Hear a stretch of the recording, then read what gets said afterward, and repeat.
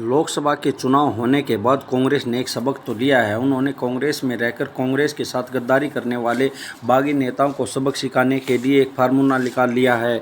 वहीं रावदान सिंह 8 जुलाई को होने वाली एक विशाल रैली भूपेंद्र सिंह हुड्डा की जो भिवानी में होने वाली है, उसके लिए कार्यकर्ताओं की मीटिंग लेने के लिए भिवानी पहुंचे। उन्हें तमाम कार्यकर्ताओं को संबोधित करते हुए कहा कि वो किसी भी तरह से निराश नहीं हों। उन्होंने विधानसभा के लिए एक राय सुझाई है, अगर कांग्रेस इसी रास्ते पर चलेगी तो आने वाला जो भविष्य है वो कांग्रेस पार्टी का होगा। उन्होंने कर्ण दलाल और कुलदीप शर्मा के बारे में भी कहा। उन्होंने कहा कि जाने वाले को कौन रोक सकता है। देखिए रावदान सिंह ने क्या कहा। अभी मैं दादरी से आया हूँ और दादरी में उन्होंने अपना जो मेन्यू है वो भी तय कर दिया और हर आदमी ने अपने आगे चल करके ये घोषणा की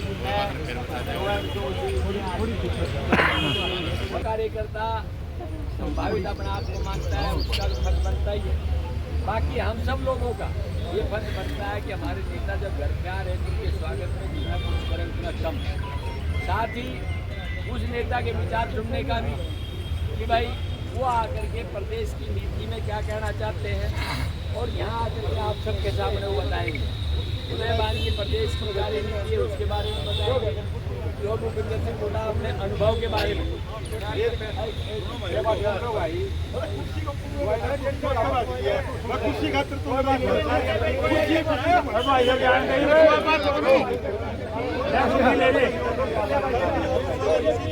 इन्हें दो भाई, दो दे दो।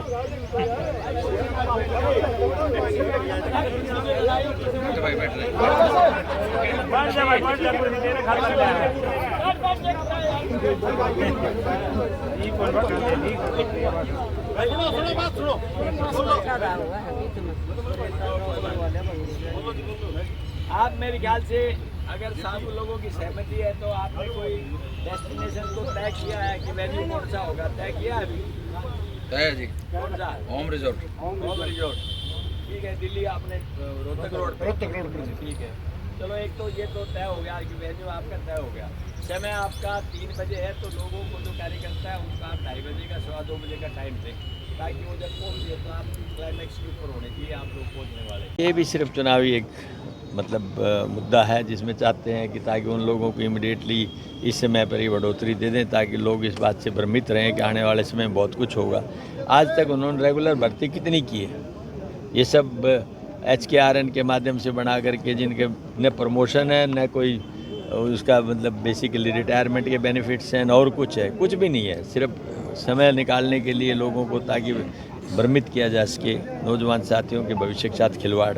सर किरण चौधरी थी यहाँ पर, वो बीजेपी में चली गई। इसी प्रकार से अगर नेता कांग्रेस को छोड़ते रहे, कोई नहीं जा रहा, कोई नहीं जा रहा, एक भी नहीं जा रहा। बता दो कौन गया उसके बाद। सर आमतौर पे पब्लिक में कर्ण दलाल और कुलदीप शर्मा की भी चर्चा चली, बड़ी मुश्किल से हुड्डा साहब ने हाथ पकड़ के उनको। ऐसा कुछ नहीं है। जाने वाले रुकते हैं क्या किसी से?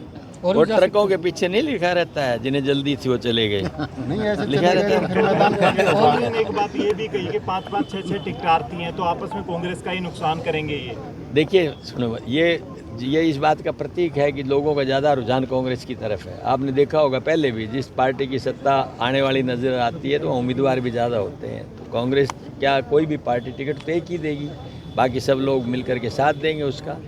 सरकार आएगी, सरकार के इतने 10 साल से प्रतीक्षा जिनकी है तो उसको पूरा निश्चित तौर पे करने के लिए सबको साथ मिलकर के लड़ाई लड़नी पड़ेगी। आरोप हुड्डा साहब पे लगता है कि फर्स्ट लाइन जो है वो खत्म करते जाए, सिर्फ सेकंड लाइन जो है हरियाणा प्रदेश में जो है बची हुई है, क्या कहेंगे उसको? ऐसा कुछ नहीं है, लाइन स्वयं बढ़ती हैं स्वयं मिटती हैं, कोई ऐसी बात नहीं है। न हुड्डा साहब कभी नेगेटिव और नकारात्मक बात नहीं करते, सकारात्मक बात करते हैं। कांग्रेस में दिग्गज नेता आने के लिए तैयार हैं सर, बीजेपी के कुछ संपर्क में है? देखिए ये तो जो नेता संपर्क में वो बता सकते हैं, लेकिन मुझे इस बारे में आजकल नहीं, मेरी नॉलेज में कुछ ऐसा नहीं है। राव साहब, लोकसभा चुनाव में SYL का मुद्दा कौन हो गया, जबकि दक्षिण हरियाणा के लिए SYL? बिल्कुल सही कह रहे हो। ये लाइव ये लाइफ लाइन है। हुड्डा साहब ने, उदयमान जी ने बहुत उठाया है। लोकसभा चुनाव में तो ये बिल्कुल साइलेंट है। मेरी बात देखिए, लोकसभा चुनाव में तो इस बात का इश्यू इसलिए नहीं था कि महंगाई और बेरोजगारी इससे बड़ा इशू था। इस बात की तो सुप्रीम कोर्ट ने आदेश दे दिए, उनको नहीं माना। उन्होंने जो हमारी भूमि ले रखी थी, अधिकृत की हुई थी, उसकी भरपाई कर दी, वापस मिट्टी डाल दी गई उसमें। तो वो एक दिन का मुद्दा नहीं है। वो तो सालों साल से चला हुआ मुद्दा है, इसलिए उस बात को अगर आज ही ज्वलंत होता तो उसको उठाते। आज ज्वलंत मुद्दा है बेरोजगारी का और महंगाई का।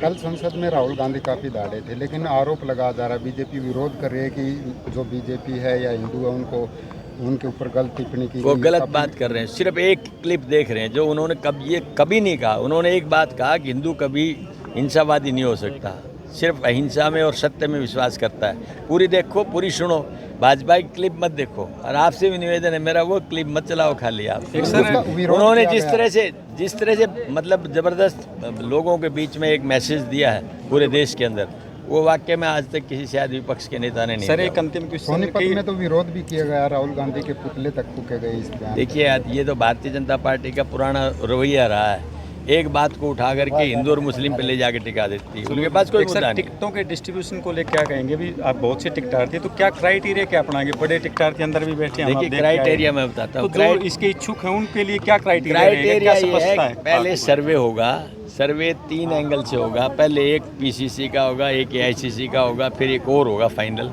उसके बाद लोगों की राय लेकर के राजनेता भी जो बैठेंगे वहाँ पर इलेक्शन कमेटी में, उन लोगों को पूरी तस्वीर सामने होगी, तब फैसला। सर्वे में किन बिंदुओं को मुख्य तौर पे लिया जाता है सर? सामाजिक तौर पे लोगों से जुड़े हुए रहना, और उसके अंदर प्रदेश की सेवा में क्या क्या काम किए, उन लोगों ने जनता से किस तरह से व्यवहार किया, बहुत सारी चीज़ें।